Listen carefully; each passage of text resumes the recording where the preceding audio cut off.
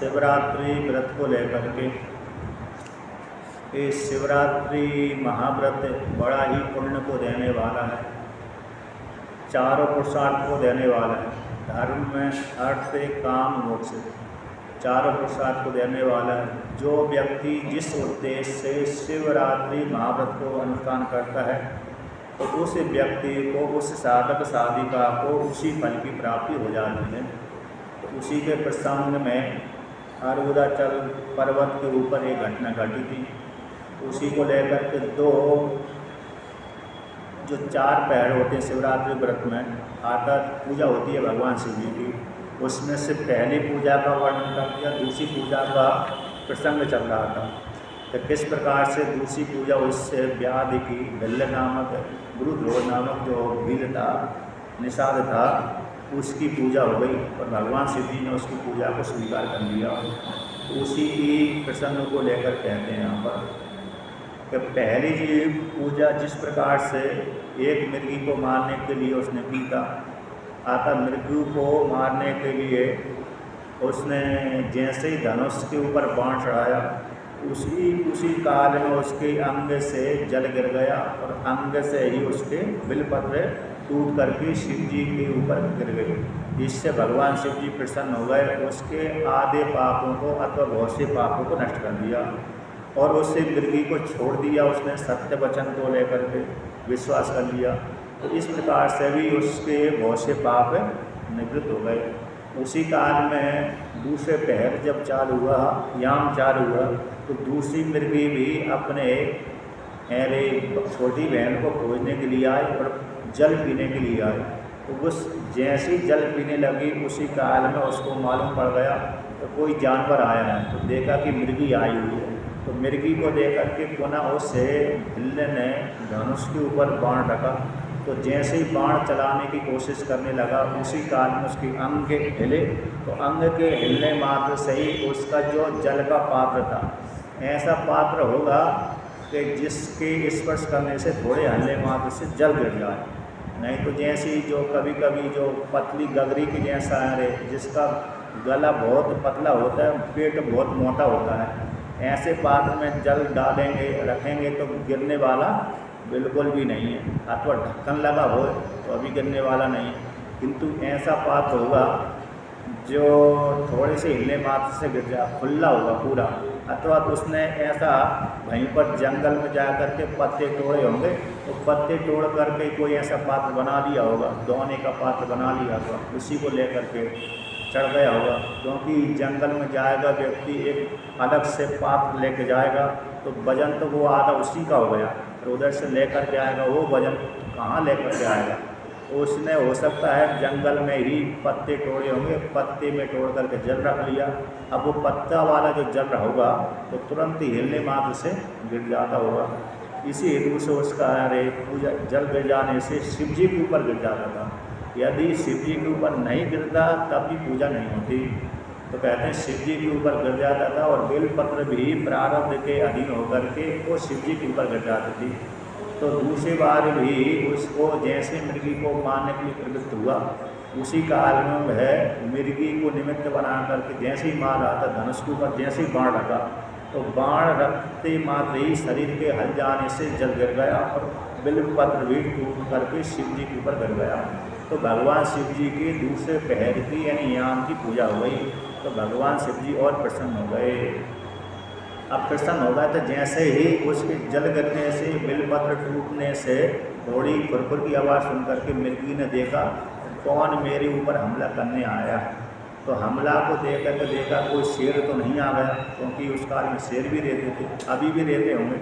अभी कोई कह रहा था अभी अरे मैं 8 दिन पहले अर्बुदाचल पर्वत पर गया, किसी व्यक्ति ने बोला मेरे से रात्रि को। तो जैसे ही वो वशिष्ठ भगवान के आश्रम को दर्शन करने जा रहा होगा, अब रास्ते में सीढ़ियाँ उतरना पड़ती वहाँ पर। तो कहते रास्ते में ही उसको एक चीता दिख गया, जो शेर होता है, बाघ का छोटा जो शेर होता है, चीता होता है, लेपड़ा भी बोलते हैं, चीता भी बोलते हैं, जो वृक्ष के ऊपर चढ़ जाता है। अब वो उन लोगों को 2 जनों को दिख गया। उस काल में जनता भी ज़्यादा नहीं थी, तो उसको देख कर के डर के मारे भागी गए। तो भाग गया, तो फिर नीचे नहीं जा पाए वो। तो कहते हैं अभी 8 दिनों की घटना है, यहीं का ही कोई गया था, रात्रि को मेरे को बताया, उसने किसी ने बोला कि वहाँ पर महात्मा दर्शन दे, महात्मा शेर बन कर के घूमते रहते हैं। तो वो तो डर के मारे भाग गए। तो मैंने कहा हो सकता है महात्मा भी हो सकते हैं या तो शेर भी हो सकता है, यदि खा लेता तो शेर ही होता कहते नहीं खाया तो महात्मा मान सकते हैं, यदि खा लेता उसको पकड़ लेता तो शेर ही होता वो। तो डर के मारे भाग करके आ गए। तो वहाँ पर शेर अभी भी रहते हैं, जंगल बहुत बड़ा है, विशाल पर्वत, अरुणाचल पर्वत, हिरण भी रहते हैं वहाँ पर, भालू भी रहते हैं। भालू तो हम लोग मेरे को भी देखेंगे, जब आप अरुणा देवी के मंदिर में दर्शन करने जाएंगे तो सायकाल जब हो जाएगा 5 बजे अथवा 6 बजे वो अन्न खाने के लिए आते हैं वहाँ पर, क्योंकि यात्री जाते हैं वहाँ पर भोजन भी बनाते हैं, खाते हैं, और बचा हुआ सामान पीछे छोड़ कर के आ जाते हैं। उन्हीं को खाने के लिए भालू आते हैं, प्रतिदिन आते हैं लगभग। तो सायकाल 6 बजे, कभी 7 बजे, कभी 4 बजे, कभी 5 बजे तो लोगों को वहाँ पर दिखते हैं। हाँ, जो चीता है, शेर है, वो कम दिखता है, क्योंकि वो यदि दिख गया तो हालत ख़राब कर देगा लोगों को, तो कम देखा। इन लोगों को दिख गया तो वहाँ पर उसने मृगीन देखा, कौन खुरखुर की आवाज़ कर रहा है, कहीं मेरे ऊपर हमला करने वाला कोई जानवर तो नहीं आ गया। तो जानवर को देखा, चारों तरफ देखा तो जानवर तो नहीं देखा, तो देखा वृक्ष है, वृक्ष के ऊपर कोई एक काल बैठा हुआ है। काला कलूटा तो खाई हो, तो काल को देखकर डर गई, ये तो मेरे प्राणों के ऊपर आ गई।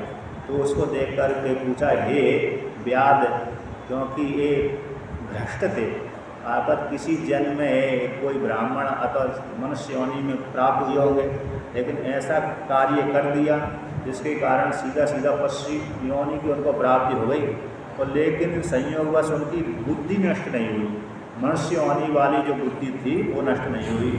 इसी हेतु से उन्होंने वार्तालाप किया, नहीं तो वार्तालाप होने का कोई संबंध ही सवाल ही नहीं होता है। तो उन्होंने पूछा कि हे व्याध से मृगी ने पूछा, हे व्याध, तुम क्या करना चाहते हो? तो व्याध ने कहा कि मैं अपने परिवार को पालन पोषण करने के लिए, कुटुंब का भरण पोषण करने के लिए तुमको मारना चाहता हूँ। ऐसा प्रश्न था। दारुण वचन को सुनकर के मृगी कहने लगी, हो मेरा भाग्य, जो मेरे अनंत शरीर से तुम्हारे परिवार का पोषण होगा, तो फिर तो मेरे को कितना पुण्य की प्राप्ति हो गई।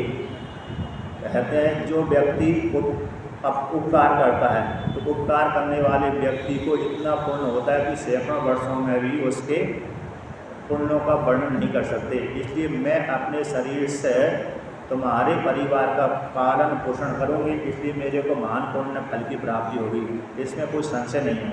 किंतु एक संशय मेरे मन में है कि मेरे छोटे छोटे बच्चे हैं, उन बच्चों को मैं अपने पति को अथवा मेरी छोटी बहन को सौंप जाऊँगी, फिर मैं तुम्हारे पास में लौट कर के आ जाऊँगी। अभी मेरे को घर को जाने दो, आदत अपने परिवार से मिल कर के अपने बच्चों को, बड़ी छोटी बहन को, पति को सौंप करके मैं लौट कर के जाऊँगी। तो मैं अभी ऐसे सौंप करके नहीं आई थी, ऐसे बोल करके नहीं आई थी, कहीं लौट कर नहीं आऊँ तो मेरे बच्चों को संभालना। ऐसे कभी कभी जाते हैं, कोई यात्री यात्रा करने के लिए जाते हैं तो कभी कभी बोल कर चले जाते हैं, जैसे अभी तो बोल कर नहीं जाते, भूतकाल में बोल कर जाते थे।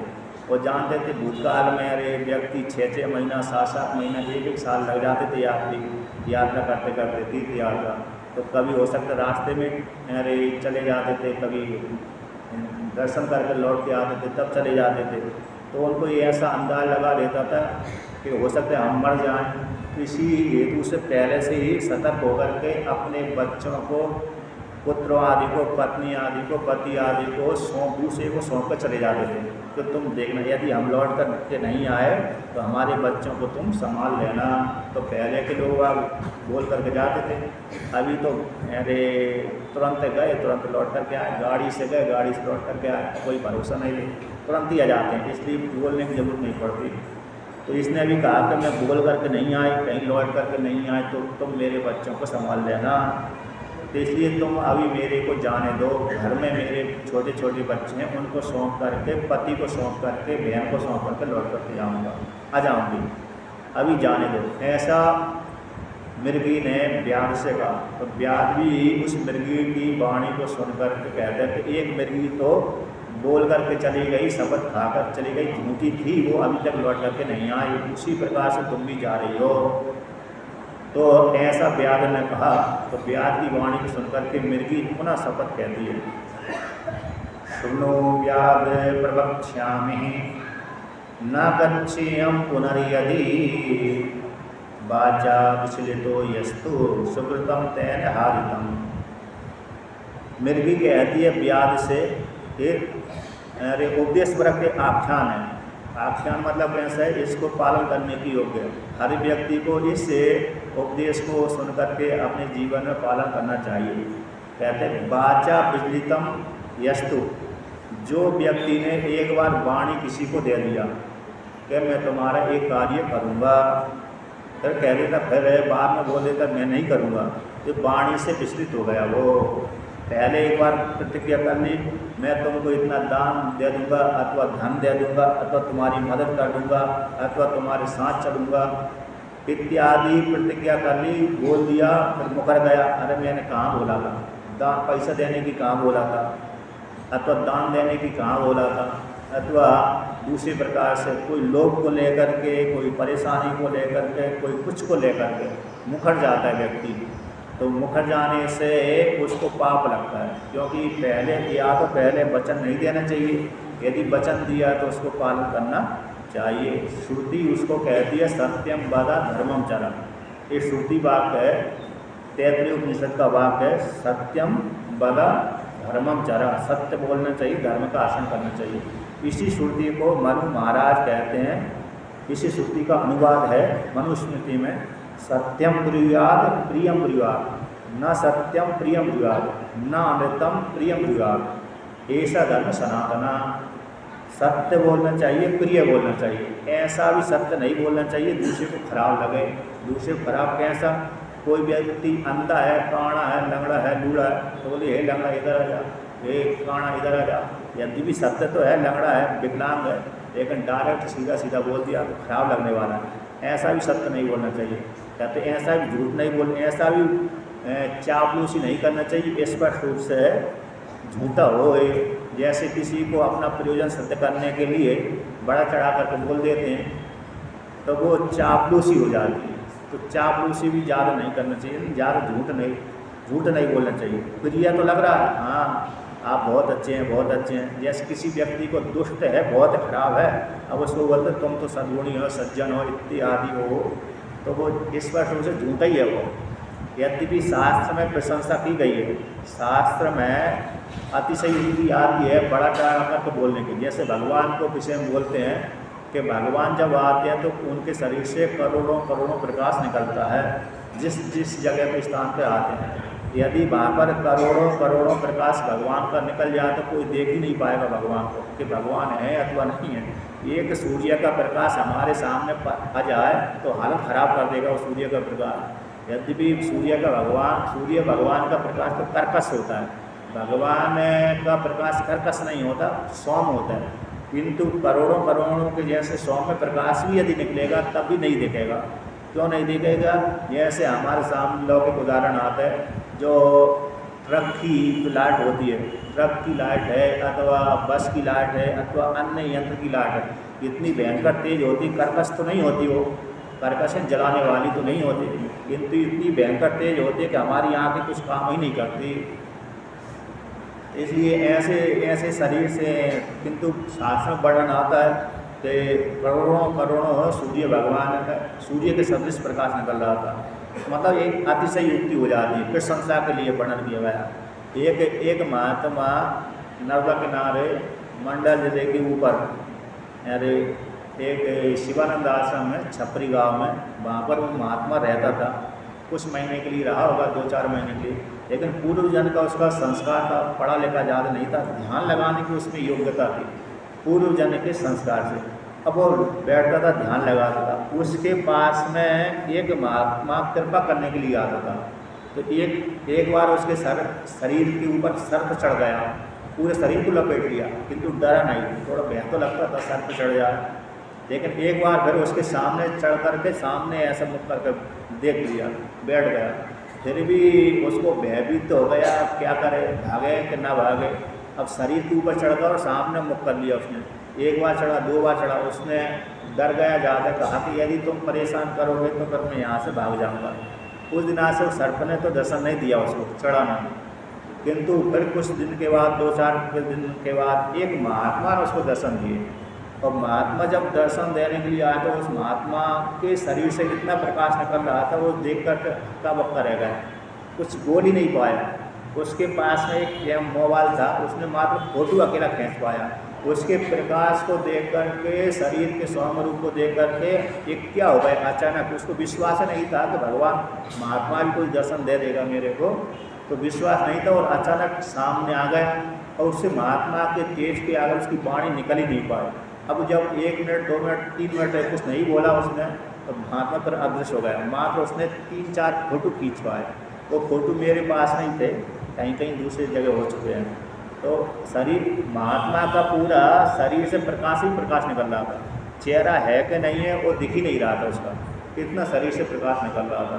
तो जब कोई भी महात्मा अथवा भगवान प्रकाश के रूप में दर्शन देंगे तो दिखेंगे नहीं कि भगवान है अथवा नहीं, पूरा प्रकाश ही प्रकाश दिखता था। यहाँ पर भी तो कहते हैं सत्यम ब्रूयात् प्रियम ब्रूयात् न सत्यम प्रियम ब्रूयात् और न अनृतम प्रियम ब्रूयात्, ये धर्म सनातना, ये मनुस्मृति ने वर्णन किया था, है ना। सत्यम वद धर्मम चरण, इसी श्रुति को, इसी मनुस्मृति को तुलसीदास भगवान ने तुलसी के रामायण में वर्णन किया है, उद्धृत किया है। रघुकुल रीत सदा चली आई, प्राण जाए पर वचन न जाए। इसी श्रुति का ही अनुवाद है, स्मृति का और श्रुति का यही अनुवाद है कि रघुकुल रीत, रघुकुल की रीत है कि प्राण जाए पर वचन न जाए।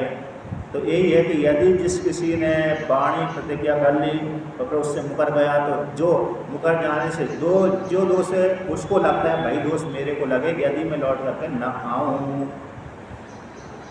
अब आगे कहते हैं, दूसरी शपथ कहती है कि जो पुरुष अपनी परिणीता अतः जिस स्त्री के साथ जिस पुरुष ने विवाह किया उसको त्याग करके दूसरी स्त्री के साथ संबंध बनाता है और अपनी स्त्री को छोड़ देता है, तो उसको छोड़ने से जो पाप उस पुरुष को लगता है, भाई पाप मेरे को लगे।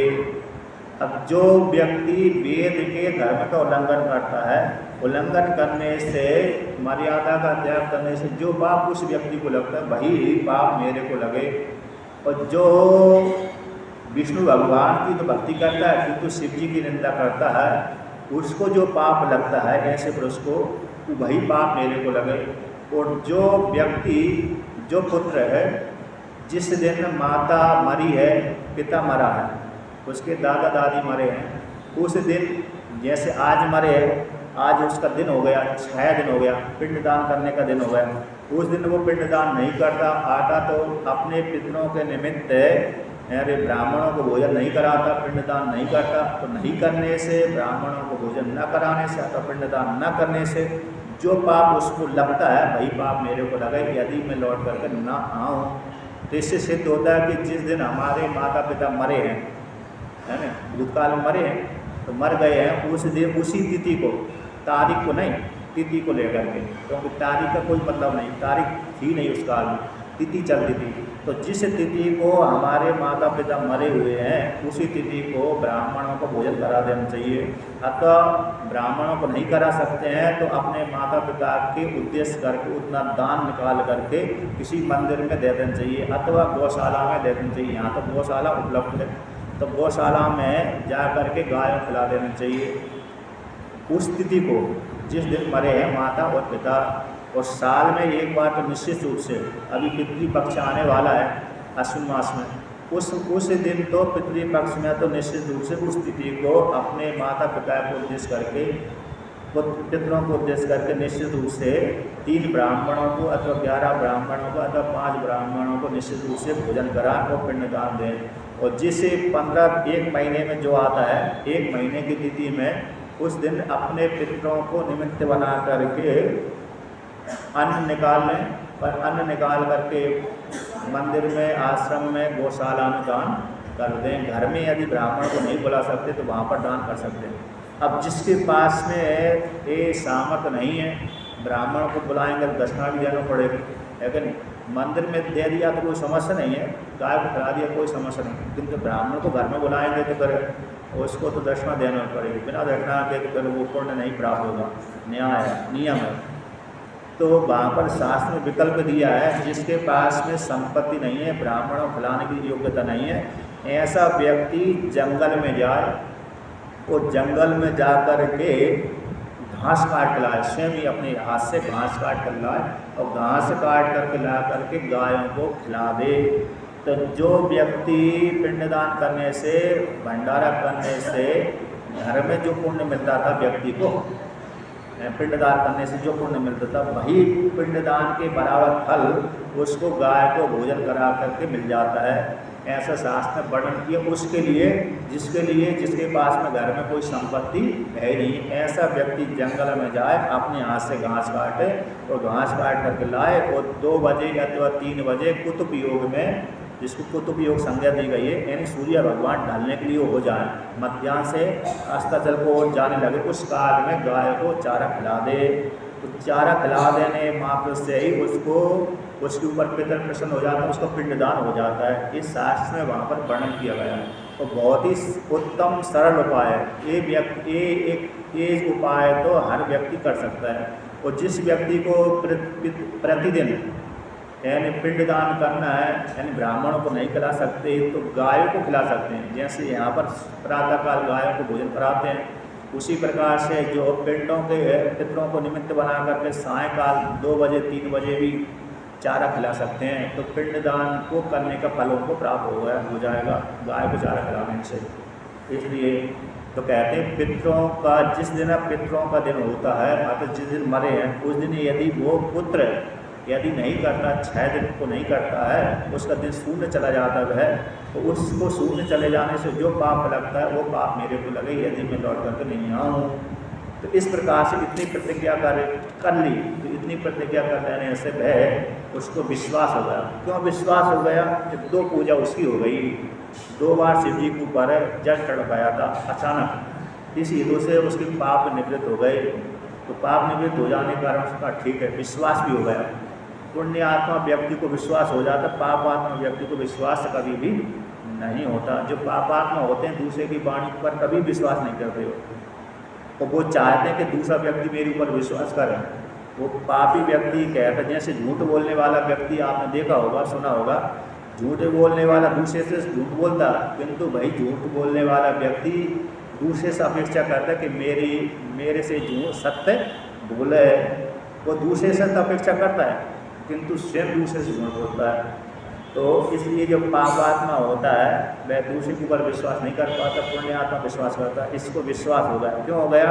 कि भगवान शिव जी ने इसके ऊपर कृपा कर दी, इसके पाप निवृत्त हो गए। इस प्रकार से उसको बिना खाए बिना पिए जो जल उस पीने के लिए ले गया था, जो जल तालाब से भर करके पीने के लिए वृक्ष के ऊपर ले गया था, उसने पिया ही नहीं, बल्कि बिना खाए, दिन भर तो कुछ मिला नहीं था, खाए बिना नहीं खाया, और रात्रि को भी 2 पहर तक वो बिना खाए पिए बिना सोए, यदि सो जाता है तो शिकार नहीं कर पाएगा, किसी बिना सोए ही वो 2 पहर बीत गए, अर्धरात्रि हो गई, निश्चित रात्रि बीत गई उसकी।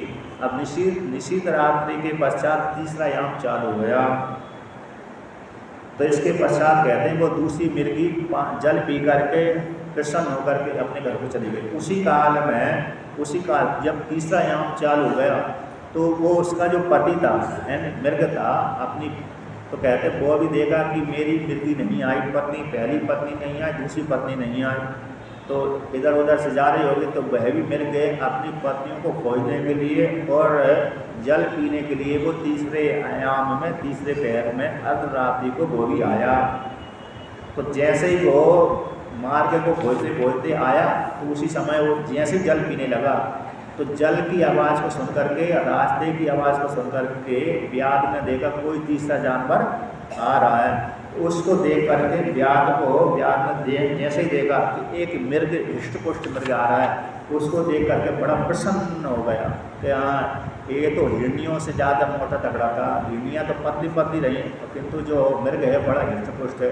इसको मारूंगा तो मेरा परिवार है 2-4-8 दिन के लिए तो बना रहेगा, हो सकता है मांस 2-4 दिन के लिए चलता होगा, अथवा मेरा परिवार सुखी हो जाएगा। ऐसा जान करके उस हृष्ट पुष्ट मेरे को देखकर बड़ा प्रसन्न हो गया। वो प्रसन्न होकर तो पुनः उसने क्या किया, धनुष के ऊपर बाण रखा, और जैसे ही बाण रखा उसको मारने के लिए, मृग को मारने के लिए जैसे ही बाण रखा, पीछे बाण रखा होगा, तरकस कसा होगा, तो जैसे उसने उठाया, उठाते समय पुनः प्रारब्ध के अधीन होकर के ईश्वर की कृपा से दैव योग से पुनः उसके हाथ से जल गिर गया, और हाथ से जल गिरते ही वो शिव जी के ऊपर गिर गया। और पुनः बाण को खींचते समय या तो चलाते समय या तो रखते समय उसी समय बिलपत्र भी टूट करके गिर गया।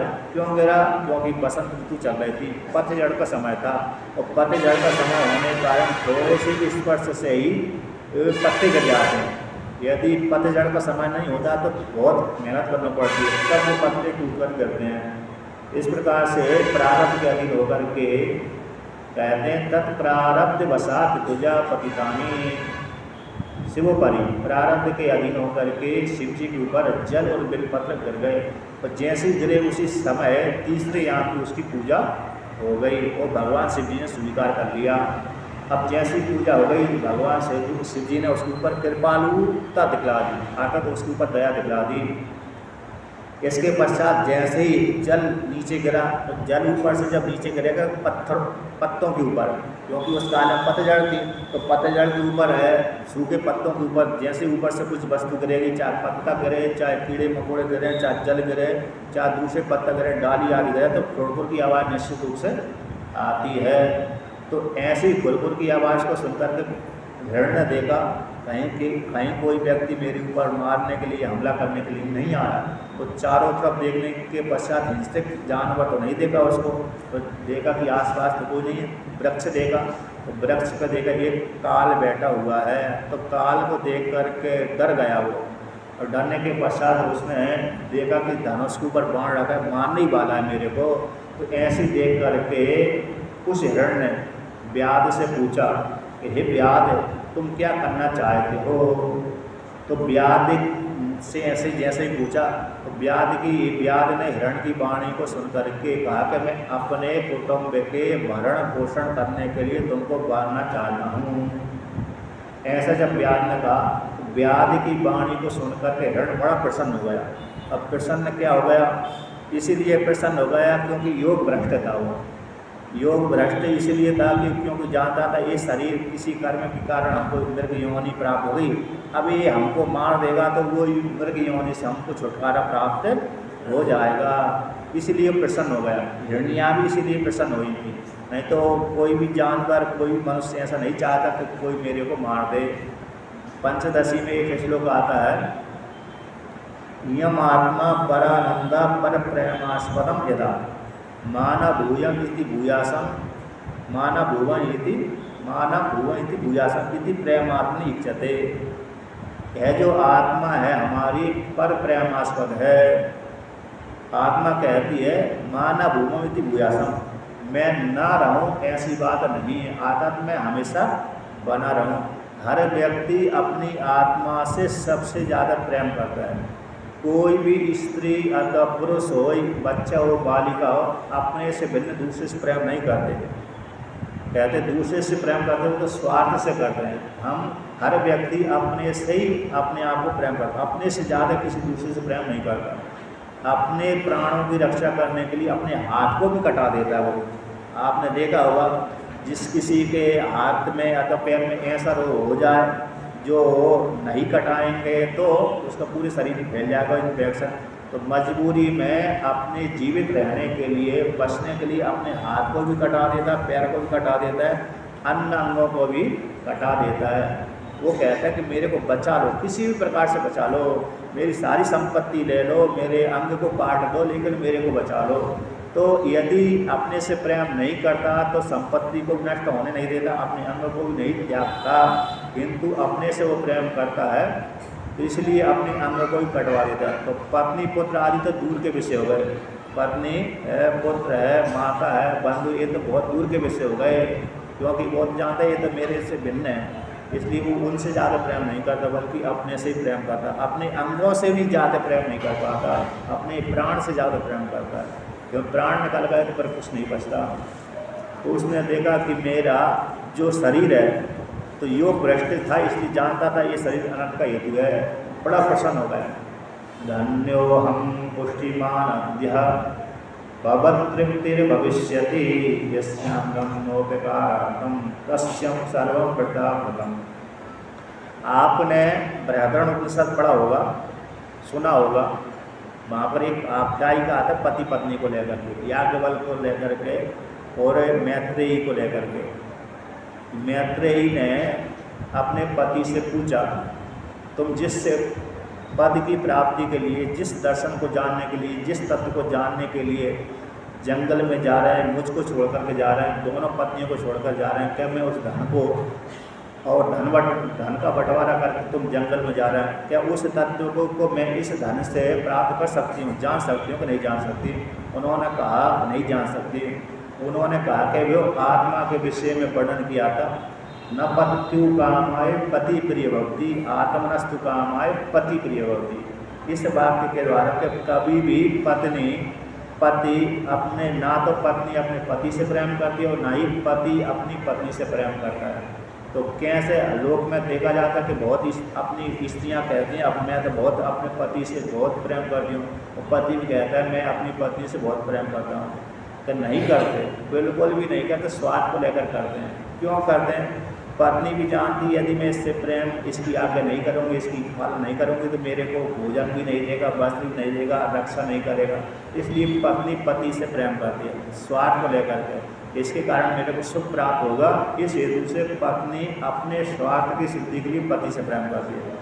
अब पति भी पत्नी से प्रेम नहीं करता, तो वो किस प्रकार से पति पत्नी से प्रेम करता है? और पति जानता है मैं व्यापार करने जाऊंगा, नौकरी करने जाऊंगा, ये धन कमाने जाऊंगा, यदि मैं इस पत्नी की इच्छा पूरी नहीं करूंगा, साड़ी आदि ला कर नहीं दूंगा, तो मेरे को भोजन बना कर नहीं देगी, तो भोजन बना के नहीं देगी तो फिर मैं व्यापार आदि कैसे करूंगा, रोटी बनाने में मेरे को दिक्कत होगी। इसलिए मजबूरी में उससे प्रेम पति करता है, नहीं तो पति भी नहीं करता कि ये नहीं रोटी बना देगी, मेरे को 4 घंटा चूल्हा फूकना पड़ेगा, है कि नहीं? गैस सिलेंडर जब नहीं था तो चूल्हा ही फूकना पड़ते थे, और चूल्हा फूकते समय जब आग नहीं जलती है ठंडी काल में या तो वर्षा काल में, तो हालत ख़राब हो जाती है, फूकते फूकते ही परेशान हो जाते हैं। कभी कभी तो हमने भोजन बनाया है पढ़ते समय, तो कभी कभी भोजन ही नहीं बनता था। गैस चूल्हा में तो बन जाता है, जला होगा, लेकिन लकड़ी वाला जहाँ पर सिस्टम आता है वहाँ तो आँखों में अश्रुधारा बहने लगती है ठंडी के समय में और बरसात के समय, क्योंकि लकड़ियाँ गीली हो जाती हैं, उस काल में हालत ख़राब होती। गर्मी में तो सूखी रहती है, जल्दी जल जाती है, लेकिन बरसात में ठंडी मुश्किल होती है। तो कहते हैं पति भी इसी उद्देश्य से अपनी पत्नी से प्रेम करता है कि इसको यदि सेवा नहीं करूँगी, इसकी आज्ञा पालन नहीं करूँगा, तो मेरे को भोजन आदि बना करके नहीं देगी, तो मेरे को बड़ी परेशानी होगी। इसलिए अपने स्वार्थ को सिद्ध करने के लिए वह पति भी पत्नी से प्रेम करता है। इसलिए नहीं स्वतंत्र रूप से पत्नी से वो पति प्रेम कभी नहीं करता, पत्नी भी उसी प्रकार से नहीं करती। तो लास्ट में वहाँ पर अंतिम में प्रसंग दे देते हैं कि आत्मनस्तु कामाय सर्वम प्रिय भक्ति। अपनी इच्छा की पूर्ति के लिए, अपने प्रेम करने के लिए हर व्यक्ति दूसरे से प्रेम करता है। अपनी इच्छा पूर्ति के लिए कोई किसी से प्रेम नहीं करता, बल्कि अपने स्वार्थ की सिद्धि करने के लिए हर व्यक्ति दूसरे से प्रेम करता है। इसलिए वहाँ पर आत्मा क्यों प्रेमास्पद है, इसलिए हर व्यक्ति अपने आप से प्रेम करता, दूसरे प्रेम नहीं करता।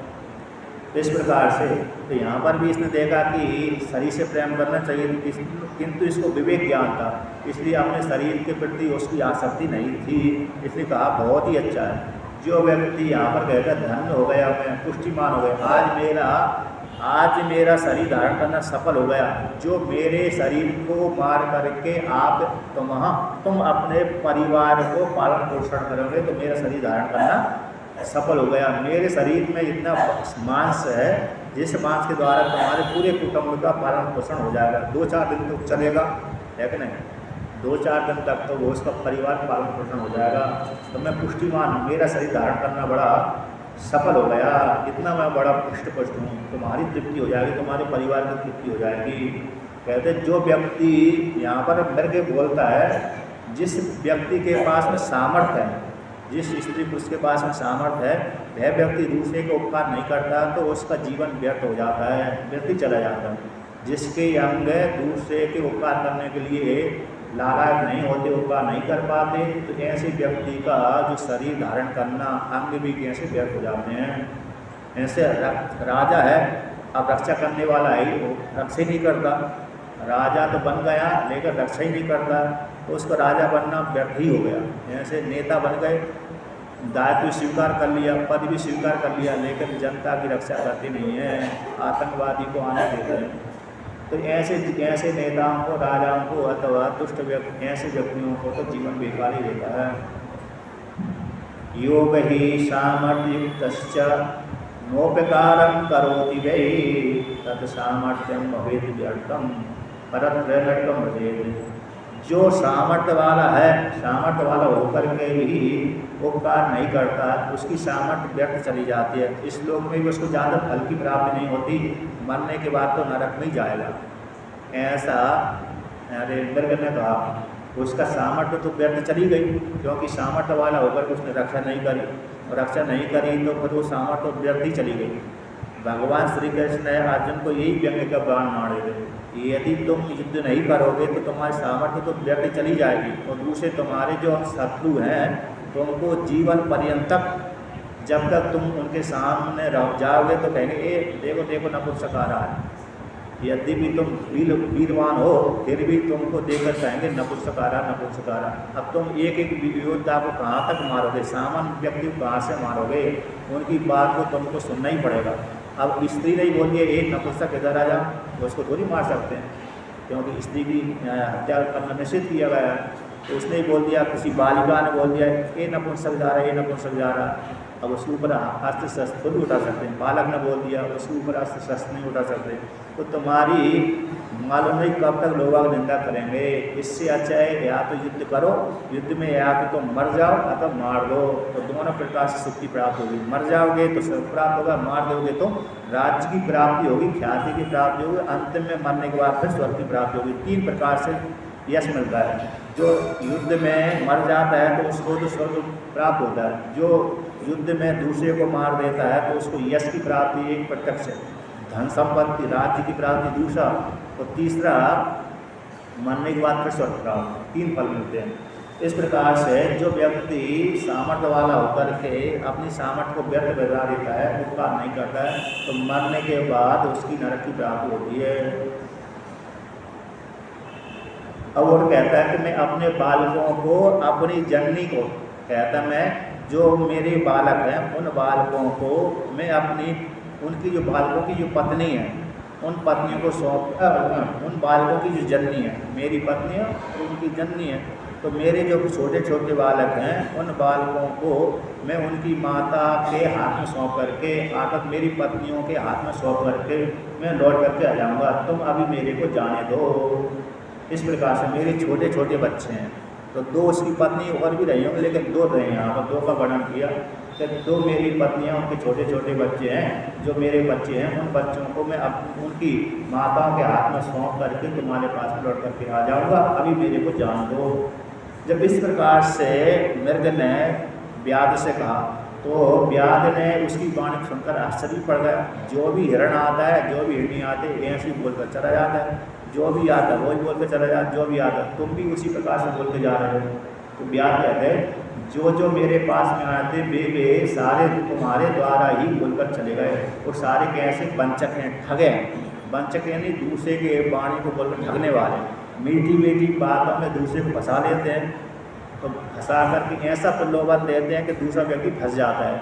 मीठी वाणी में हर कोई फंस जाता है, स्त्री भी फंस जाती है, पुरुष भी फंस जाता है कि नहीं। एक बार तो मीठी वाणी में ही फंस गया, और मैं ही फंस गया तो मेरे को 2 दिन तक बेहोशी में पड़ा रहा। एक ने मीठी वाणी बोलकर मेरे लोग ऐसा प्रलोभन दे दिया, पासा फेंका, और मेरी सारी, मैं जहाँ पर रहता था कुटी में रहा, उस कुटी में मेरे को ऐसा वस्तु खिला दी उसने, और मैं 2 रात्रि तक बेहोश पड़ा रहा, और जो संपत्ति मेरे पास में थी वो लूट कर ले गया, मर नहीं पाया, इतना अकेला है। तो कभी कभी मीठी वाणी में व्यक्ति फंस जाता है, चाहे वो स्त्री हो चाहे पुरुष हो, तो दोनों ही फंस जाते हैं। ऐसे लड़कियां भी फंस जाती हैं मीठी मीठी वाणी में, ज़्यादातर लड़कियां फंसती रहती हैं, स्त्रियां भी फंस जाती हैं। जैसे कोई ठगा आएगा वो स्त्रियों को बोल दिया कि ऐसा कार्य करो तो तुमको इतने धन की प्राप्ति हो जाएगी, तो स्त्रियां भी जल्दी फंस जाती हैं लोभ को लेकर के। तो मीठी वाणी में अथवा लोभ को लेकर फंस जाती हैं। स्त्रियां तो जल्दी फंसती हैं, पुरुष भी जल्दी फंसते हैं। तो तर्क वितर्क नहीं कर पाते कि ये फंसाने वाली बात बोल रहा है अथवा कैसा बोल रहा है। तो तर्क वितर्क न करने के कारण व्यक्ति फंस जाते हैं। यहाँ पर भी कहते हैं जितने भी मेरे पास में मिलके आए थे वो सारे तुम्हारे जैसी ऐसी झूठी मीठी मीठी वाणी बोल करके शपथ ला कर चले गए, वंचक है, अभी तक लौट कर नहीं आए। संकट के प्राप्त हो जाने पर व्यक्ति झूठ बोल देता है, वो झूठ बोल करके अपने को बचा करके चला जाता है, फिर बाद में लौट करके नहीं आता। कहते हैं झूठ बोलकर तुम भी झूठ बोल करके चले जाओगे, फिर लौट करके नहीं आओगे। जब लौट करके नहीं आओगे तो फिर मेरे परिवार का जीवन कैसे चलेगा। मेरा व्यापार तो यही है, मेरा जो व्यापार है तुम लोगों को मारना और मार करके हमें अपने परिवार को पालन पोषण करना, यही तो हमारा व्यापार है, धंधा है। अब तुम भी बोल करके झूठ बोल कर चले जाओगे तो फिर मेरा जो परिवार तो वो नष्ट हो जाएगा। मेरी पत्नी मर जाएगी, पुत्र मर जाएंगे, भाई बंधु मर जाएंगे, माता पिता मर जाएंगे और मैं भी मर जाऊंगा। तो मेरी जीवन यात्रा कैसे चलेगी। तुमको लेकर के ही तो हमारी जीवन यात्रा चल रही है। जब इस प्रकार से मृग से कहा तो मृग ने उसी वाणी को सुनकर कहता है, हे मृग कहता है, हे व्याध सुनो, मेरी वाणी सुनो, न अमृतम विद्यते मयि। वो कहता मृग कहता मुझ में झूठ नहीं रहता, प्रतिष्ठित नहीं आता, मैं कभी भी झूठ नहीं बोलता। हो सकता है नहीं बोलता क्योंकि मेरे को में झूठ बोलने का सवाल ही नहीं है। मनुष्यों में झूठ बोलने का सवाल होता है, मनुष्यों में प्राय अगर झूठ बोलने का स्वभाव होता है, चालाकी करके व्यक्ति झूठ बोल देता है, लोभ को लेकर के अथवा प्राण को लेकर के अथवा किसी को लेकर के। जैसे ज़्यादातर झूठ तो जो वकील आदि बोलते हैं उनको मालूम है कि इस व्यक्ति ने ये अपराध किया है, वकील को मालूम होता है इस व्यक्ति ने ये अपराध किया, किंतु ऐसी तर्क करके वो झूठे ही बोलते हैं और दूसरे को झूठे वाले व्यक्ति अपराधी वाले व्यक्ति को बचा लेते हैं। तो वकीलों को भयंकर पाप लगता है। अभी तो पाप नहीं लग रहा, अभी तो वो समझ में जो वो नहीं आती, मानने के पश्चात निश्चित रूप से वो नरक में ही जाते हैं, क्योंकि ऐसा वर्णन आता है। ऐसे झूठ बोलते हैं, बचाते हैं अरे पापात्मा व्यक्ति को। तो ऐसे व्यक्ति मरने के बाद यमराज के लोक में जाते हैं और यमराज कहते हैं कि कलयुग आने पर मेरे को बहुत प्रसन्नता होती है। यमराज ने भविष्य एक पुराण में वर्णन किया है, यमराज को प्रसन्नता कब होती है, जब कलयुग आता है। यमराज जी द्वापर युग में, त्रेता युग में, सतयुग में दुखी रहते हैं। क्यों रहते हैं कि उनका व्यापार ठप्प रहता है। जिस व्यक्ति का व्यापार ठप्प रहेगा वो दुखी हो ही जाता है। आप भी जानते हैं कि हमारी दुकान नहीं चल रही तो बड़े परेशान में रहते हैं, मुश्किल से जीवन यात्रा चल रही है, क्या करें, प्रार्थना करते रहते हैं, हे भगवान हमारे व्यापार को अच्छा चलाइए, हमारे व्यापार को अच्छा चलाइए। तो आप भी प्रार्थना करते रहते हैं व्यापार चलाने के लिए। उसी प्रकार से दुखी रहते हैं, जब तक व्यापार नहीं चल रहा आप भी दुखी रहते हैं, प्रार्थना करते रहते हैं। उसी प्रकार से यमराज भी 3 युगों में दुखी रहते हैं। क्यों रहते हैं, उनका व्यापार बहुत ठप्प चलता है, क्योंकि उस काल में ज़्यादा लोग धार्मिक कार्य करते हैं, किंतु जैसे ही कलयुग आता है तो यमराज जी कहते हैं मेरा व्यापार दोगुने से तिगुना से चौगुना 1000 गुना बढ़ गया, बड़े प्रसन्न हो जाते हैं। और फिर 3 वो है सतयुग, त्रेता, द्वापर, दुखी हो जाते हैं, उनका व्यापार ठप हो जाता है। सत्य का व्यापार ठप हो जाता है तो दुखी हो जाते हैं। तो इस प्रकार से एक स्पष्ट ये वर्णन किया है यहाँ पर, पुराण में स्पष्ट वर्णन किया था। एक याति नाम के राजा हुए हैं, उन्होंने 1.5 लाख वर्ष तक राज किया था किसी कल्प में। उनके राज में कोई भी व्यक्ति नरक लोक में नहीं गया। तो यमराज ने विष्णु भगवान के पास में गए कि हे महाराज आपका जो भगत है याति राजा, इसको जल्दी ऊपर उठाओ, पृथ्वी लोक से ऊपर उठाओ, इसके कारण मेरा सारा लोक खाली हो गया, क्योंकि कोई जब नहीं आएगा तो मैं किसके ऊपर शासन करूँगा। इसको जल्दी यहाँ से पृथ्वी लोक से उठाओ और अपने लोक में बुलाओ, इस दूसरे को राजा बनाओ। तो भगवान विष्णु से प्रार्थना करने के लिए यमराज गए थे वहाँ पर, पुराण में स्पष्ट रूप से वर्णन आता है। तो फिर भगवान विष्णु ने यमराज की सुनी तो याति राजा को फिर बुला लिया अपने लोक में। 1.5 लाख वर्ष तक याति राजा ने राज्य किया था। जो भागवत वाले याति राजा हैं उनसे भिन्न दूसरे याति राजा हैं।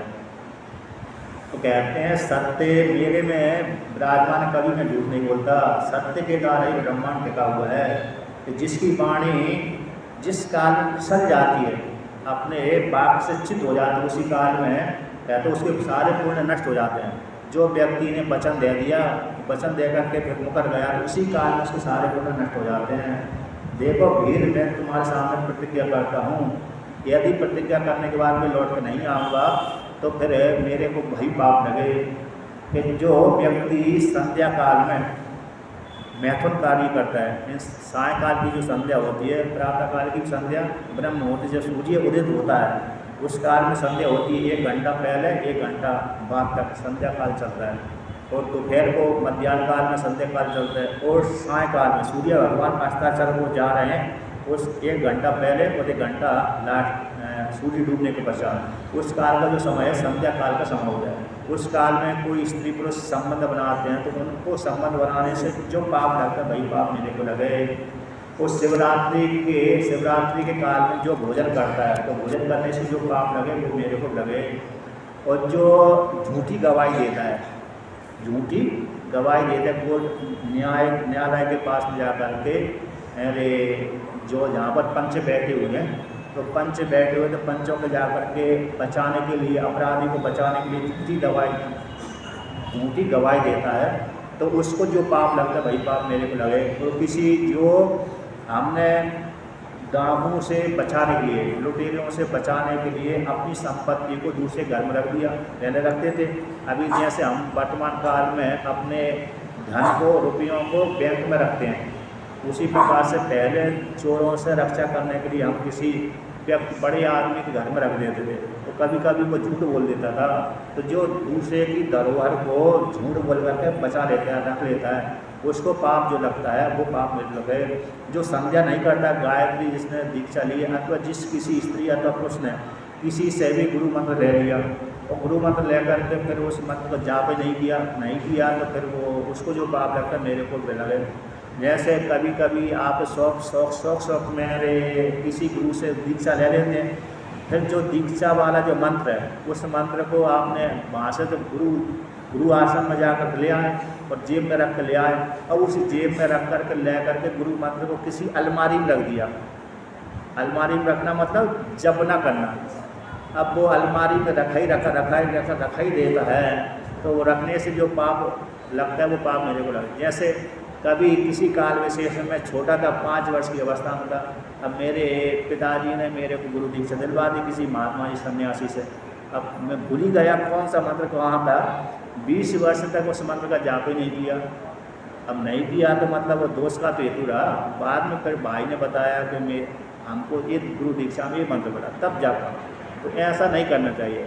अर्थात हमने किसी से गुरु की दीक्षा ले ली तो जिस मंत्र को लिया है, चाहे राम का हो, चाहे शिव का हो, चाहे विष्णु को, चाहे गायत्री हो, उसका जाप अनिवार्य है। तो जाप ना करने से जो पाप लगता है वह पाप मेरे को लगे।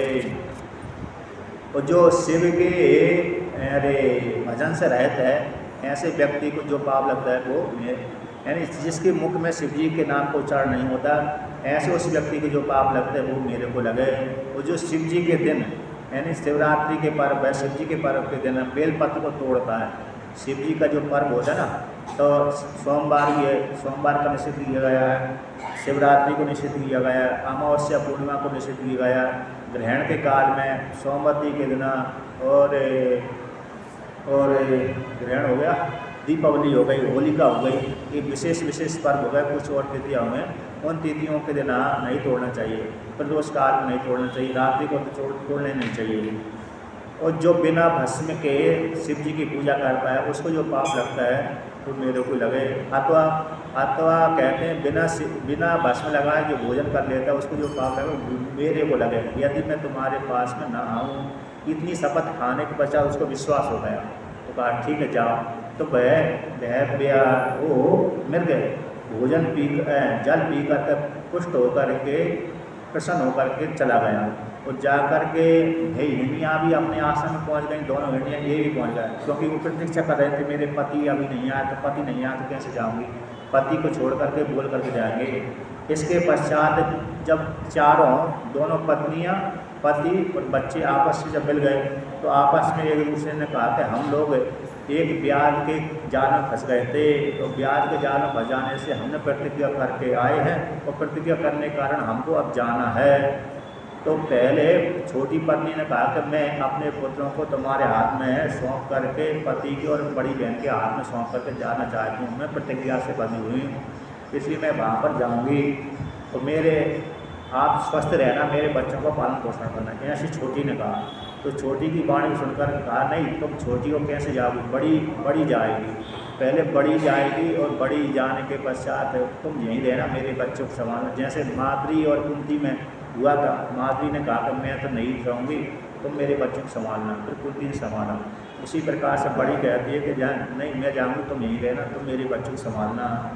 तो उन दोनों पत्नियों की वाणी सुनकर के कहा कि पत्नी जो बच्चे हैं वो बच्चों की देखभाल माता को छोड़कर के वो पुरुष नहीं कर सकता। जैसे माता अपने बच्चों का देखभाल पालन पोषण करती है, ऐसा पिता नहीं कर पाता।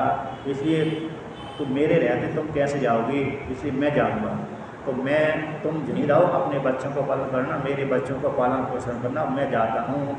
जब इस प्रकार से अब पति की ऐसी वाणी सुनी, तो पति की वाणी सुनकर के वे दोनों पत्नियाँ कहने लगी हमको विधवा होना अच्छा नहीं लगता, वैधव्य जीवन बड़ा खराब रहता है, तो वैधव्य जीवन में रह करके वैधव्य होकर के हमको जीना अच्छा नहीं लगता, इसलिए आपको जाना उचित नहीं, हम आपको आकर दे ही नहीं सकते।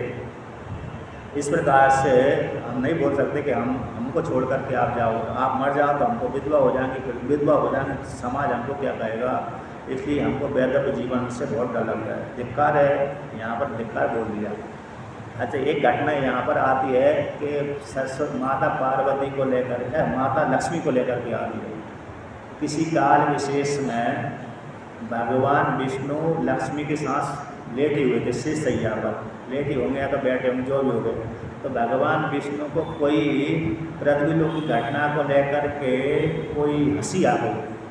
अब लक्ष्मी उस काल में पास में चाहे चरण दबा रही हो चाहे बैठी हो, जो भी है, फोटो में तो चरण दबाती रहती है, अब जो दूसरी प्रकार से कोई भी हो, लेकिन लक्ष्मी पास में बैठी थी और भगवान विष्णु हंस रहे थे। और भगवान विष्णु जब हंस रहे थे तो हंसी लक्ष्मी देख रही थी, भगवान विष्णु हंस रहे हैं, तो लक्ष्मी को मन में कोई शंका पैदा हो गई। भगवान विष्णु तो पृथ्वी लोक की किसी घटना को लेकर हंसी आ गई। जैसे कभी कभी हो जाती है दूरदृष्टि वालों को, जिसके पास में दूरदृष्टि होती है उसको ये सामने वाला प्रतिबंधक नहीं करता, दीवार आदि। तो भगवान विष्णु दूरदृष्टि से देख रहे थे, कोई घटना देख रहे होंगे, तो वहाँ पर उस घटना को देख करके हंसी आ गई। जैसे कोई बालक है हमारे सामने, अरे कुछ किया उसने, अगर गिर गया तो उसको देख कर हमको हंसी आ जाती है, उसी प्रकार से भगवान को भी हंसी आ गई। और हंसी को देख करके लक्ष्मी माता दुखी हो गई। उन्होंने विचार किया कि मेरे में भगवान विष्णु ने कोई कमी देख ली, इसी हेतु से मेरे उपास बता रहे हैं। निश्चित रूप से इन्होंने मेरे स्थान पर किसी स्वतंत्र को रख लिया और कुछ शंका ही हो गई, स्वतंत्र शब्द प्रयोग कर दिया, स्वतंत्र को रख लिया, मेरे में कमी दे करके इन्होंने किसी दूसरे को पत्नी बना लिया, इसी हेतु से मेरे को देकर को पास उड़ा रहे हैं। निश्चित रूप से ये मेरे को छोड़ करके कोई दूसरे के साथ विवाह करने जा रहा है। ऐसी भयभीत हो गई और भयभीत होकर के भगवान विष्णु को कहा तुम्हारा सर कट जाए, तुम्हारा कैसे हो जाए, सर कट जाए। सर क्यों कट जाए, उसने विचार किया सौतन के दर जीवित रहते पर, सौतन के रहने पर तो प्रतिदिन मरना पड़ता है। जहाँ पर दो पत्नियाँ होती हैं आपस में झगड़ा करती है तो प्रतिदिन मरना पड़ता है, उससे अच्छा एक दिन मर जाओ, विधवा हो जाओ तो कोई समस्या नहीं रहेगी। तो विधवा होना अच्छा है लेकिन स्वतंत्र को साथ रखना अच्छा नहीं है। ऐसा वहाँ पर एक घटना भविष्य पुराण की है। तो वहाँ पर भगवान माता लक्ष्मी ने अपने पति भगवान विष्णु को गला काटने का श्राप दे दिया। तो कुछ काल के बाद भगवान विष्णु को गला ही कट गया। गला कट गया तो उस काल में फिर बाद में लक्ष्मी देखा ये तो मैं तो गला कट गए तो मर जाएंगे तो फिर विधवा हो जाऊँगी, तो विधवा तो ठीक नहीं है। तो पुनः आशीर्वाद दे दिया जिनका गला पुनः जुड़ जाए। तो फिर कुछ काल के बाद फिर गला उनका जुड़ गया था। तो पहले तो कुछ काल तक भगवान विष्णु बिना गला के रहे, तो बिना गला के रहे तो इस काल में रहे कि हयग्रीव नाम का एक राक्षस था, उसने वरदान मांगा था मेरी मृत्यु हयग्रीव के साथ ही हो। तो उस घटना के कारण भगवान विष्णु का गला ही कट गया था। तो उस काल में फिर भगवान विष्णु को जीवित करने के लिए कोई एक अश्व के पास में गए देवता, वो देवता जाकर एक अश्व को बहुत गला काटा, तो गला काट कर भगवान विष्णु के धड़ पर लगा दिया। तो भाई वो जो है हयग्रीव महादेव है, भगवान विष्णु है, वो घटना तभी की है वो घटना। तो उन्हें हयग्रीव बन करके भगवान विष्णु ने हयग्रीव नाम के राक्षस को मारा था और वेदों को लेकर गया। फिर बाद में वो हयग्रीव का गला भी काट दिया, क्योंकि भगवान लक्ष्मी को पसंद नहीं है घोड़े वाला मुख लेकर के हमारे पास में आए। पुनः वो घोड़े का गला काट करके पुनः मनुष्य वाला शरीर गला लगा दिया, तो भगवान विष्णु सुंदर हो गए। तो यहाँ पर कहते हैं वैदिक जीवन अच्छा है, ठीक नहीं है, धिक्कार है, इसलिए हम नहीं जाएंगे, आपको छोड़ करके आप यही रहिए, हम जाते हैं। तब दोनों पत्नी ने निषेध कर दिया, तो कहा अब हम ही तीनों ही मेरे प्रतिज्ञा से बंधे हैं, इसी तीनों चलते हैं। अब बच्चों को पड़ोसियों को साथ दे दिया, पड़ोसियों को सौंप दिया कि तुम हे बच्चों, तुम मेरे पड़ोसी से बोला कि हमारे बच्चों को आप देखभाल रखना, ऐसे पड़ोसी से बोल दिया। आकर दूसरे जो हिरण पार्टी रही होगी उनसे बोल दिया कि हमारे बच्चों को सामने लगना, ऐसे उनके हाथ में सौंप दिया। तो बच्चों ने विचार किया कि जब हमारी माता जा रही हैं दोनों और पिताजी जा रहे हैं, तो उनकी जो गति होगी वही हमारी गति होगी। तो बच्चे भी पिता माता की गति का अनुसरण करने लगे, तो बच्चे भी पीछे पीछे चल रहे, जो हमारे माता पिता का होगा वही हमारा होगा। तो बच्चे भी दूसरे के पास नहीं रहे, तो वो भी अपने पिता माता के पीछे पीछे चलने लगे। और जैसे ही मेरे जैसे ही वहाँ पर तालाब के पास पहुँचे, तो देखा कि अभी तो एक एक आए थे, अभी तो बहुत ढेर सारे आ गए मिल गए। इनको देख करके व्यास में बड़ा प्रसन्न हुआ, तो प्रसन्न होकर के पुनः धनुष के ऊपर बाण रखा, और जैसे ही बाण रखा उसी काल में उसके हाथ से पुनः जल गिर गया और बिलपत्र टूट करके गिर गया। और गिरते ही 4 याम की पूजा हो गई। एक तो 3 याम तक सोया नहीं था, चौथे याम यानी सुबह के 3 बज गए थे, तो सुबह के 3 बजने समय ही वहाँ पर उस काल में जैसे ही देखा झंडे को झुंडा पानी पीने के लिए आ रहा है, उसको देख करके पुनः उसने सावधानी पूर्वक अपने हाथ धनुष के ऊपर जैसे ही बाण रखा, उसी समय उसके हाथ से जल गिर गया। और जल गिरते ही जल के साथ साथ बाण के चलाने काल में लगाते समय उस काल में बिलपत्र भी टूट कर गिर गया। तो वो सीधा गिर करके शिव जी के लिंग के ऊपर जाकर गिरा। तो गिरते ही भगवान शिव जी ने चौथे याम की पूजा को उसने स्वीकार कर लिया भगवान शिव जी ने। उसी समय भगवान शिव जी ने जिसके जीवन में जितने भी पाप थे सारे भस्मीभूत कर लिया। अब भस्मीभूत करने के पश्चात वो मिल गए, पुनः उसी चारों मिल गए, मतलब जो 2 मिर्गियाँ और मिल गए उसके बच्चे सारे, तो कहने मिलकर कहने लगे, हे व्याध शीघ्र करो, हे व्याध श्रेष्ठ, हम तुम्हारे पास में आ गए, हमारे शरीर को सार्थक करो, हम अपनी प्रतिज्ञा पूरी करने के लिए तुम्हारे पास में आ गए हैं, और तुम अपने बाण से हमारे शरीर के ऊपर चलाओ, जिससे हमारा जन्म शरीर धारण करना सफल हो जाए, हमारी देह को शरीर सार्थक करो, इस देह को ले जाकर के तुम अपने परिवार का पालन पोषण करना, हमारे ऊपर कृपा करो। इस प्रकार से स्वयं ही उन मृगों ने कहा। उसकी वाणी को सुन करके मृगों की वाणी सुनकर के व्यास को बड़ा आश्चर्य हो गया। क्यों आश्चर्य हो गया? क्योंकि 4 पैर की उसकी पूजा हो गई, भगवान शिव जी ने कृपा कर दी। तो वह मन में विचार करने लगा भगवान शिव जी की पूजा के प्रभाव से। उसके लिए भगवान शिव जी ने, जैसे गीता में बात आता है ना, ददामी बुद्धि योगम, मैं उसको बुद्धि योग दे देता हूँ जो मेरी उपासना करता है, पूजा करता है। तो भगवान शिव जी ने भी 4 पैर की पूजा के प्रभाव से उसको बुद्धि योग ही दे दिया। तो उसके मन में ऐसा दुर्लभ ज्ञान उत्पन्न हो गया जो मनुष्यों के लिए बड़ा कठिन है। उसने विचार करने लगा, धन्य है ये ज्ञान से हीन होते हुए भी कैसे परोपकार में लगे हुए हैं। ये कहते हैं अपने शरीर की परवाह किए बनाई, मेरे कुटुंब को भरण पोषण करने के लिए स्वयं ही आ रहे हैं, और मैं तो कैसा हूँ, जन्म से लेकर के अभी तक मैंने कोई भी पुण्य कर्म नहीं किया। ये तो जानवर होकर के भी, जंतु होकर के भी, ज्ञान से हीन होकर के भी पुण्य कर्म करने में निरत हैं, परोपकार करने में निरत हैं, और मैं कैसा क्रूर कर्म वाला व्यक्ति हूँ, जन्म से लेकर के अभी वर्तमान काल पर्यंत तक सभी को पीड़ा ही पहुँचाता रहता हूँ, दूसरे को पीड़ा पहुँचा करके ही अपने शरीर का पालन पोषण करता हूँ, और मैं अपने परिवार का भी पालन पोषण करता हूँ। कैसा? दूसरे को परेशानी पहुँचाकर, पीड़ा पहुँचा करके, आकर मार करके। मैंने न जाना है जन्म से लेकर अभी तक कितने पाप कर्म किए, आज तक मेरा क्या होगा, भविष्य में मेरा क्या होगा, कौन कौन सी योनि को प्राप्त होऊंगा। वर्तमान काल में तो मैंने अच्छे कर्म नहीं किए थे, इसी हेतु से मेरे को व्याध योनि में प्राप्त जन्म लेना पड़ा। यदि अच्छा कर्म करता तो मैं या तो ब्राह्मण, क्षत्रिय, वैश्य आदि में जन्म लेता, किंतु मैंने अथवा धनाढ़ होता, किसी भी योनि ब्राह्मण, क्षत्रिय, वैश्य, शूद्र में चारों में ही पैदा भी हो जाता, धनाढ़ होता, अच्छे कर्म करता, किंतु मैंने कोई भी अच्छे कर्म नहीं किए। जन्म से मेरे को क्रूर हिंसा वाला योनि प्राप्त हुई। तो मानो मैंने कितने अनेक जन्म किए या अनेक पाप कर्म किए, अब मेरी गति कैसे होगी। मुश्किल से मनुष्य योनि की प्राप्ति होती है, अब मुश्किल से हुई है भाई, मनुष्य योनि प्राप्त करके मैंने ना जाने कितने की पाप कर्म कर लिए। अब कौन सी नार की योनि को भोगना पड़ेगा। आए मेरा क्या होगा, मेरा सारा जीवन व्यर्थ हो गया, मैंने कोई भी पुण्य कर्म नहीं किए, मेरे को धिक्कार है, मैं क्या करूं, कहाँ जाऊं। अपने जीवन को धिक्कार करने लगा। जब ऐसा पश्चाताप किया, वो पश्चाताप करने के पश्चात उसने जो धनुष के ऊपर बाण रखा था उसको हटा लिया, और हटाने के पश्चात मृगों से कहा, हे मृग श्रेष्ठ, तुम धन्य हो, तुम स्वस्थ होकर के चले जाओ, मैंने तुमको छोड़ दिया। अब मैं आज से पाप कर्म कोई भी नहीं करूँगा। तुम्हारे इस प्रकार से परोपकार को देख करके ऐसा, क्योंकि वहाँ तो परोपकार ही उसको दिख रहा था, उसको ये नहीं दिख रहा था मैंने शिव जी की पूजा कर ली, क्योंकि उसको मालूम नहीं था। जिस वृक्ष बिल वृक्ष ऊपर चढ़ा था उस शिवलिंग उसके नीचे है, उसको भी मालूम नहीं था, क्योंकि पत्ते के द्वारा ढका हुआ था। जब इस प्रकार से तुम धन्य और श्रेष्ठ हो ऐसा कहा, और तुम लोग चले जाओ, अपने घर में चले जाओ, स्वस्थ होकर चले जाओ, मैंने तुमको मुक्त कर दिया, तुम्हारी प्रतिज्ञा भी पूरी हो गई। जब इस प्रकार से उस मृगों को ऐसा बोल दिया तो भगवान शिव जी उसके ऊपर प्रसन्न हो गए। उसी काल में लिंग से प्रकट हो गए, जहाँ पर वो प्रकट थे लिंग था शिवलिंग, उसी से प्रकट हो गए। और प्रकट होकर के भगवान शिव जी ने व्याध को अपना रूप दिखाया, और व्याध ने जैसे भगवान शिव जी का रूप देखा तो भगवान शिव जी पहचाना नहीं, कोई नौटंकी वाला आया हो ऐसा नहीं जाना, साक्षात शिव जी जाना। और शिव जी को देख करके वृक्ष से नीचे उतरा और साष्टांग प्रणाम किया और भगवान शिव जी की पूजा करी।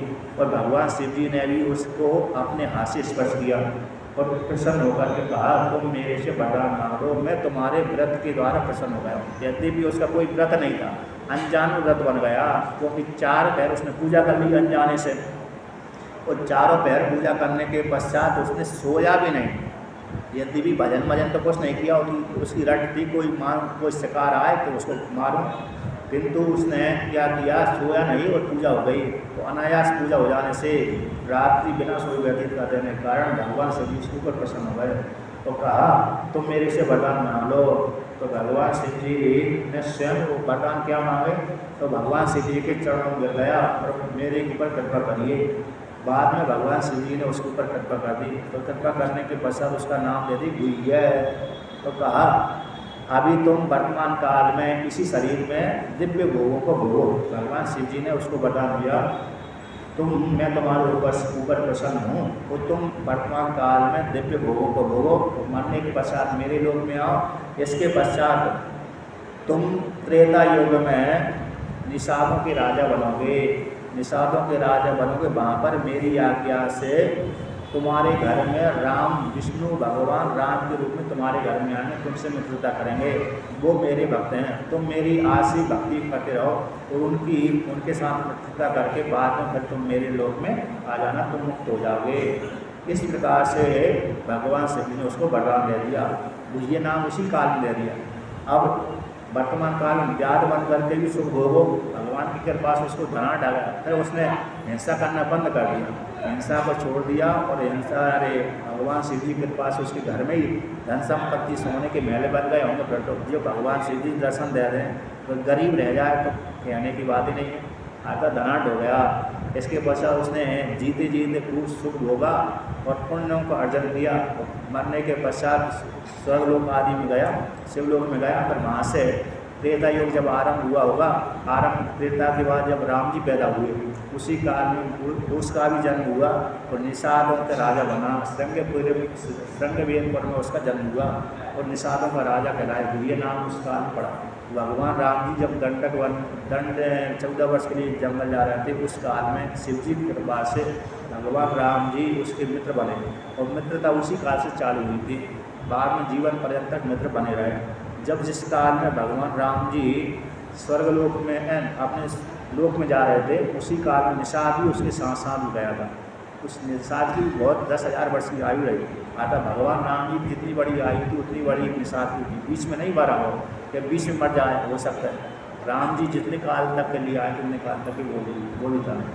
तो भगवान शिव जी ने वरदान दिया कि श्रृंगवेर के तुम राजा बनोगे, और तुम्हारी जो वंश वृद्धि है अन्न पानी रहेगी, आपका वंश नष्ट नहीं होगा, तुम्हारा वंश तुम्हारा चलता ही रहेगा। तुम्हारे घर में भगवान राम जी मैत्री करने के लिए आएंगे, तुम वो भगवान जो राम जी है मेरे भक्त रहेंगे, उनकी तुम सेवा करना, और इस प्रकार से मेरी सेवा करनी, वो भी मेरी सेवा करेंगे, तुम भी मेरी सेवा करना, और बाद में तुमको दुर्लभ जो मुक्ति है वो मुक्ति की प्राप्ति हो जाएगी। इस प्रकार से वहाँ पर कहते हैं मुक्ति के पश्चात मेरे लोक में जाकर तो ज्ञान की प्राप्ति हो जाएगी। अब निषाद भगवान राम जी को भी है, निषाद मित्र तो मानता था, साक्षात विष्णु भगवान ही मानता था। तो इस प्रकार शिव जी की कृपा से उसको ज्ञान हो गया, और ज्ञान हो जाने के पश्चात वह मुक्त हो गया। त्रेता युग के बाद वह मुक्त हो गया था। अब जहाँ पर जो शिवलिंग था उस काल में शिवलिंग का क्या नाम पड़ गया? कहते व्यादेश्वर शिवो जातः पर्वते है बुदा चले दशनाथ पूजना सद्यो मुक्ति मुक्ति प्रदायका। क्या व्यादेश्वर नाम का वो शिवलिंग उस काल में हाथी को प्राप्त हो गया, तो वह शिवलिंग का नाम है व्यादेश्वर, जो अर्बुदाचल पर्वत के ऊपर है। आज भी बोलो वह शिवलिंग विराजमान है। उसका वहाँ पर वर्तमान काल में सन्यासियों का आश्रम है, अरे तालाब है, तालाब के पास में वो आश्रम है, वो आश्रम में सन्यासी महात्मा का आश्रम है। तो वहाँ पर वो आश्रम है धूलेश्वर, उस मंदिर का नाम है। वर्तमान काल में जाओगे अर्बुदाचल पर्वत के ऊपर अर्बुदा देवी के दर्शन आपको प्राप्त होंगे, और जो धूलेश्वर व्यादेश्वर नाम के नाम से शिवलिंग प्राप्त होगा। वर्तमान काल में उसको धूलेश्वर बोलते हैं। और अर्बुदा देवी जो शक्तिपीठ है, और दत्तात्रेय भगवान का गुरु शिखर है, और अश्लेश्वर महादेव बाबा, अश्लेश्वर महादेव और वशिष्ठ भगवान का वो वहाँ पर एक आश्रम भी है। ये दर्शन आप वहाँ पर जाएंगे करने योग्य हैं। इस प्रकार से तो यहाँ पर कहते हैं, तो भगवान शिव जी की कृपा से शिवरात्रि के व्रत के प्रभाव से उससे जो वो व्याध था, उस व्याध को सायुज्य मुक्ति की प्राप्ति हुई। बिना प्रयास के ही इस शिवरात्रि व्रत के प्रभाव से उसको सायुज्य की प्राप्ति हुई। जो व्यक्ति बिना जाने पूर्वक बिना जान करके भी शिवरात्रि का व्रत कर लेते तो उसको सायुज्य मुक्ति की प्राप्ति हो जाती है। जो जान करके प्राप्त होता है, जान करके शिव जी के शिवरात्रि व्रत के अनुष्ठान करता है, उसके विषय में कहना ही आता मुक्ति तो उसके हाथ में रखी रहती है। जैसे हाथ में आंवला को रख लेते हैं, आंवला को देखते हैं, इसी प्रकार से शिवरात्रि के व्रत के करने से उसको चारों आठों की प्राप्ति हो जाती है, चारों प्रसाद की प्राप्ति हो जाती है। शिवरात्रि से बढ़कर कोई व्रत नहीं है। ये शिवरात्रि सारे व्रतों का राजा कहलाता है। सारे शास्त्रों का विचार करके सूत जी ने शिवरात्रि की महिमा का गान किया गया है। इस शिवरात्रि व्रत सबसे उत्कृष्ट है। जितने भी व्रत हैं उनसे सबसे उत्कृष्ट व्रत शिवरात्रि का व्रत है। ये शिवरात्रि का व्रत दिव्य भोगों को देने वाला है, भोगों को देने वाला, मुक्ति को देने वाला है। इस प्रकार से सूत जी ने शौनकादि ऋषियों को इस शिवरात्रि महाशिवरात्रि व्रत की कथा को श्रवण कर दिया। ये व्रतों का राजा कहलाता है। जो कोई भी इस व्रत की महिमा का श्रवण करता है उसको महान पूर्ण फल की प्राप्ति होती है। इस प्रकार से शिवरात्रि व्रत करते हैं उस काल में एक चारों पैरों की कथा हर व्यक्ति को महात्मा को श्रवण करना चाहिए। अब आगे अगले दिन ब्रह्म ज्ञान का वर्णन करेंगे कि किस प्रकार से शिव जी की भक्ति करी। भक्ति का मुख्य फल होता है आत्मा की ज्ञान की प्राप्ति। जितने भी आप प्राण पढ़ो, प्राणों के पढ़ने के पश्चात लास्ट में ब्रह्म ज्ञान ही आता है कि जीवात्मा प्राणों के माध्यम से शास्त्र प्राण भक्ति के माध्यम से उनके मन में ज्ञान की योग्यता पैदा करते हैं। अब ज्ञान की योग्यता पैदा करने के पश्चात लोग को ब्रह्म ज्ञान का उपदेश करते हैं। तो भक्ति के माध्यम से ज्ञान आता है, ज्ञान के माध्यम से मोक्ष रूप फल की प्राप्ति हो जाती है। जिसको ज्ञान हो गया कि मैं ब्रह्मी हूँ, ना मैं स्त्री हूँ, ना मैं पुरुष हूँ, ऐसा जिसको दृढ़ निश्चय हो गया उसी को मुक्ति हो जाती है। जिसको ये दृढ़ विश्वास रहता है कि मैं स्त्री हूँ, मैं पुरुष हूँ, पर उसको ज्ञान नहीं हुआ, तो कहता है करो अगली योनि उसको प्राप्त होती रहती है। जिसको ये दृढ़ ज्ञान हो जाता है मैं ब्रह्मी ही हूँ, ना मैं स्त्री हूँ, ना मैं पुरुष हूँ, पर उसको मुक्ति हो जाती है, उसको दोबारा के जन्म में नहीं होता है। एक कथा आगे आपको ब्रह्म ज्ञान के विषय में अगले दिन सुनाएंगे।